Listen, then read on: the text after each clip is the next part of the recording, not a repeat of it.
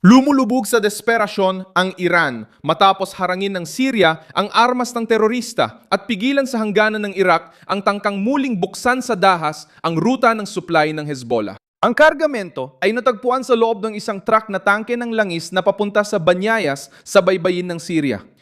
Nagsimula ang inspeksyon bilang regular na pagsusuri sa checkpoint ng Al-Tanf, ngunit nauwi ito sa pagkakasamsam ng mga misil na malayuan ng abot, mga ginabayang misil, mga sandatang panlaban sa tangke, mga rocket, drones at military components na, ayon sa Syrian Ministry of Interior, ay daraan sa teritoryo bago makarating sa Lebanon. Inanunsyo ng Ministry of Interior na nabigo ang tangkang pagpupuslit ng mga sopistikadong armas matapos ang mahusay na operasyon at masusing pagmamanman at investigasyon sa hangganan ng Syria. Tingnan natin ito. Itong napakaraming armas, dito makikita natin ang mga misil na uri ng SRAM at mahigit 100 drone na nakaimbak at ang iba't ibang mga aksesorya nito, kabilang na ang mga baterya. Bukod sa mga misil na malayuan ang abot na ito. Ipinapakita ng eksenang ito ang kahinaan ng Tehran nang wala na si Assad na nagpoprotekta sa ruta habang ang Hezbollah ay naiipit sa Lebanon at may estrukturang Iranyano. Dahil sa bagong pag-atake ng Estados Unidos, tinatago ng network ng rehimen ang mga armas sa komersyal na sasakyan para mapanatiling buhay ang mga kaalyado nito. Nagdesisyon ang bagong gobyerno ni Ahmed al-Shara na hindi na gagamitin ang Syria bilang daan ng Quds Force at mga milisya nito. Ang pagkakasamsam na inihayag noong Hulyo 16, 2026 ay hindi lang truck ang naapektuhan. Apektado rin ang lohistika na matagal nang ginamit para magdala ng lakas militar mula Iran sa Iraq at Syria papuntang Hezbollah na ngayon itinuturing ng mga autoridad ng Syria na isang teroristang milisya. Ang tangke na dapat sana ay magdadala ng gasolina ay nagtatago pala ng kargamentong militar. Ayon sa pangkalahatang autoridad ng mga pantalan at aduana ng Syria, ang truck ay patungo sa Abaniyas, isang lungsod sa dalampasigan sa Mediterranean na naging mahalaga bilang alternatibong daanan para sa mga kargamento mula Iraq matapos ang mga pagkaantala sa Strait of Hormuz. Kinumpirma ng Interior Ministry ng Syria na mayroon silang mga malayong misil at mga ginagabayang sandatang panlaban sa tangke at drones. Batay sa pagsusuri ng mga larawang inilabas ng mga otoridad, tinatayang may hindi bababa sa 100 drone, mga rolyo ng fiber optic, mga warhead na inihanda para gamitin sa mga hindi pinapilotang sasakyang panghimpapawid at mga bahagi na posibleng konektado sa cruise missiles. Lumabas din ang anti-tank system na gawa ng Iran ayon sa mga eksperto na binanggit ng Long War Journal. Ginagamit na ng Hezbollah ang kagamitan na ito sa Timog Lebanon. Ayon sa mga sentro ng pagsusuri na konektado sa seguridad ng Israel, tumaas ang katumpakan ng mga pag-atake sa mga posisyong militar dahil sa teknolohiyang ito. Ipinapakita ng pagkakasamsam na hindi lang pag-iimbak ng armas ang prioridad. Layunin nitong palakasin ang unit, panghimpapawid at itaguyod ang digmaang ubusan laban sa Israel. Sa panahon ng pamumuno ni Bashar al-Assad, nagsilbing sentral na bahagi ang teritoryo ng Syria sa rutang nagdurugtong sa Iran, Iraq at Lebanon. Ang mga armas at kagamitan ay dumarating sa Hezbollah sa pamamagitan ng lupa na may proteksyong pampulitika at suporta mula sa mga network ng militar na konektado hanggang Iran.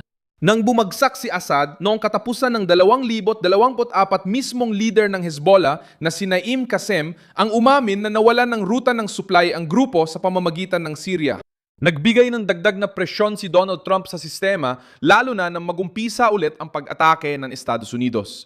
Kinumpirma ng Central Command ang mga bagong pag-atake laban sa mga komando. Naitalang mga pagsabog malapit sa pantalan ng Shahid Barhonar kung saan 2 gusali ang tinamaan ayon sa mga larawan at ulat ng mga lokal.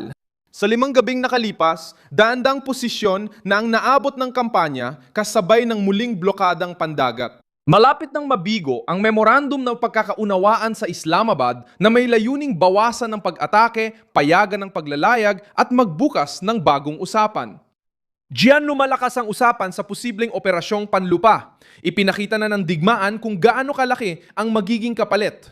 Ang Estados Unidos at Israel ay nagsagawa ng halos 9 na raang na pag-atake sa unang 12 oras ng opensibang sinimulan noong Pebrero. Ayon kay Donald Trump, sa huling bahagi ng Marso, naabot na ng kampanya ang halos 13,000 target. Ayon sa mga pag-aaral ng CSIS, naitalang pagbaba ng hanggang 70% sa mga pagpapakawala ng Iran sa pinakamatinding yugto. Ayon sa RegSef, nabawasan na ang pagpapakawala ng Iran kumpara dati. Ngayong linggo, ilang pagtataya ang nagsabing 30 hanggang 60 lang ang tinatamaan kada araw malayo sa 300, 500 noong kasagsagan.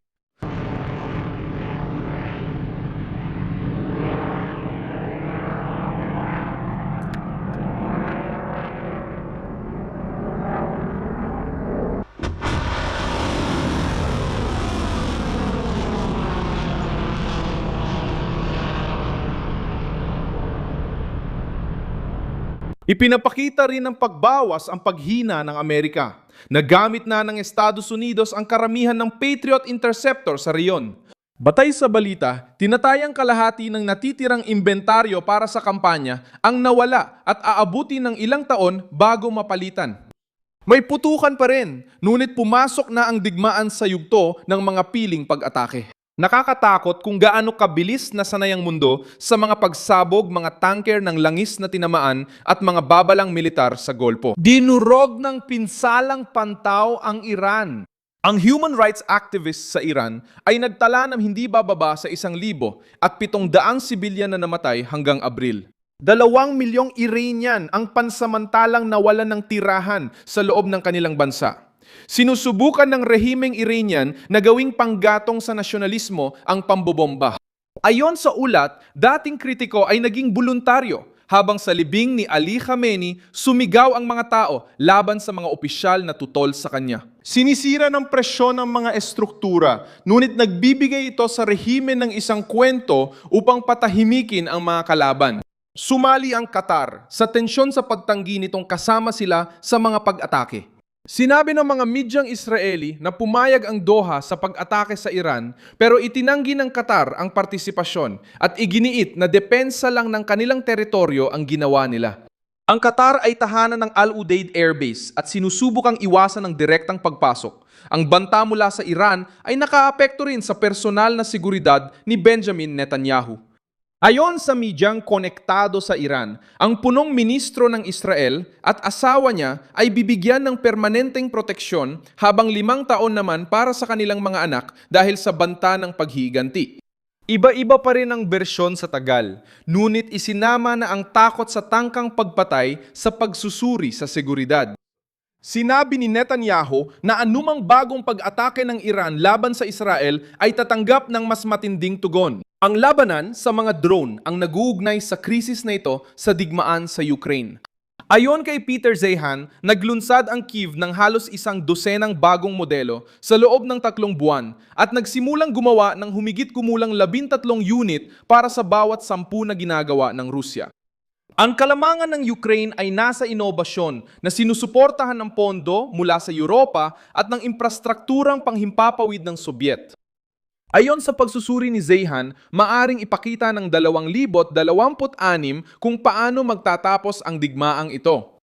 Sinusubaybayan ng mga bansa sa Golpo ang karerang ito dahil kailangan nila ng murang interceptor laban sa mga kuyog ng drone. Hindi natutugunan ng supply mula sa Amerika ang buong pangangailangan sa inaasahang bilis, kaya't ang mga mamumuhunan sa rehiyon ay naghahanap ng mga proyektong Ukranyano at mga bagong solusyong pangdepensa. Ipinapakita ng pagkakasamsam sa Syria kung bakit ito mahalaga. Mahigit 100 drone ang pwedeng magpalakas sa Hezbollah at mga ilangan ng mamahaling interceptor. Binuksan ni Marco Rubio ang isa pang panig sa pamamagitan ng paglalantad sa mga network. Ang mga militante laban sa pasismo na tumatawid sa Europa at Hilaga at Timog Amerika, nagbabahagi ng propaganda, pagsasanay at impormasyon tungkol sa mga target sa mga encrypted na channel, gumagamit ng mga lihim na bahay at pinopondohan ang mga operasyon gamit ang transnational na pondo. Ito ay isang internasyonal na komperensya dahil hinaharap natin ang isang internasyonal na banta. Hinaharap natin ang isang transnational na banta. Hindi ito magkakahiwalay na grupo. Sila ay magkakaugnay na network. Hindi nila kinikilala ang ating mga hangganan. Hindi talaga sila naniniwala kahit sa estado-nasyon Nagkokoordina, nag-usap, naglalakbay, nagsasanay at kumikilos sila ng magkakasama gamit ang parehong infrastruktura, kaaway at misyon. Ang mga militante ng Antifa at kanilang kasama ay naglalakbay mula sa buong Europa patungo sa Hilaga at Timog Amerika para lumahok sa mga pag-atake ng isa't isa. Upang magpadala ng propaganda, training materials at impormasyon tungkol sa mga target gamit ang shared encrypted channels. Kumikilos sila sa pamamagitan ng mga underground network ng mga tagwang bahay at pondo at tinananatili nila ang kanilang mga operasyon sa pamamagitan ng transnasyonal na pondo. Ipinapakita ng pahayag na pinalawak ng Washington ang focus sa mga transnational na grupo. Ngayon, iniimbestigahan ng Syria ang mga responsabele ng pundo at kontak na naghihintay sa truck papuntang Lebanon. Kung mapapatuloy ang inspeksyon, aasa ang Hezbollah sa mas mahal, mabagal at lantad na mga ruta.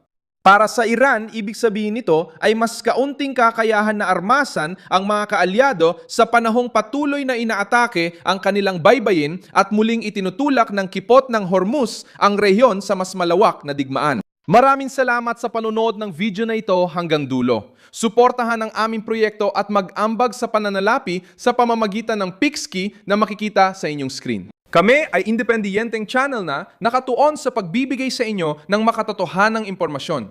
Ang iyong ambag ay tumutulong sa pagpapatuloy namin.